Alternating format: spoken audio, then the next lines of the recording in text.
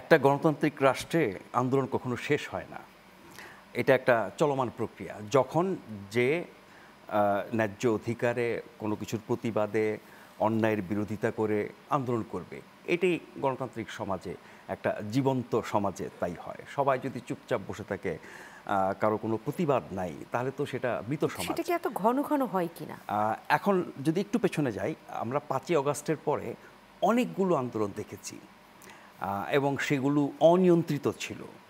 সেটি বঙ্গভবন ঘেরাও, সচিবালয় ঘেরাও, বিভিন্ন অফিস, সরকারি অফিস ঘেরাও, কথায় কথায় রাস্তায় নামা এবং একেবারে চরম বিশৃঙ্খল একটা পরিস্থিতি ছিল। নতুন একটি সরকার এসেছে অভ্যুত্থানের পরে, কিন্তু একের পর এক এরকম আন্দোলন, বিভিন্ন শ্রেণী পেশার মানুষ, এবং ওই আন্দোলনগুলো কিন্তু মোটা দাগে বিভিন্ন শ্রেণী পেশার, মানে রাজনৈতিক আন্দোলন যতটা না ছিল তার চেয়ে অনেক বেশি ছিল।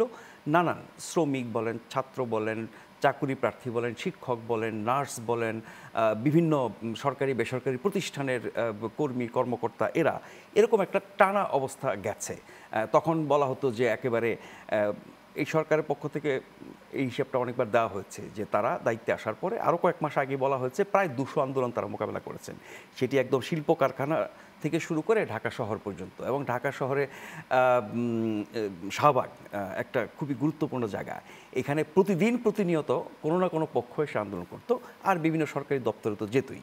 একসময় সচিবালয় নিষিদ্ধ করা হলো আশপাশে, তারপরে যমুনার আশপাশে নিষিদ্ধ করা হলো। বঙ্গভবনে যখন আন্দোলন, পারলে বঙ্গভবনে ঢুকে যায়, সেখানেও আমরা দেখলাম সেনাবাহিনী, পুলিশ, বিডিআর, বিজিবি সবাই মিলে বঙ্গভবনটাকে রক্ষা করেছে, কিন্তু সেই আন্দোলনে কিন্তু প্রায় বঙ্গভবনের ঢোকার উপক্রম। ইদানিং আমরা খেয়াল করছি যে প্রধান উপদেষ্টা বাসভবন যমুনা, সেই যমুনা কেন্দ্রিক কিছু আন্দোলন, এরপরে সেখানে যমুনার আশপাশে শাহবাগে এইসব জায়গায় ১৪৪ ধারা জারি করে, যেটা মুনিয়া ভাই এর মধ্যে বলেছেন, জি। নিষিদ্ধ করা হলো।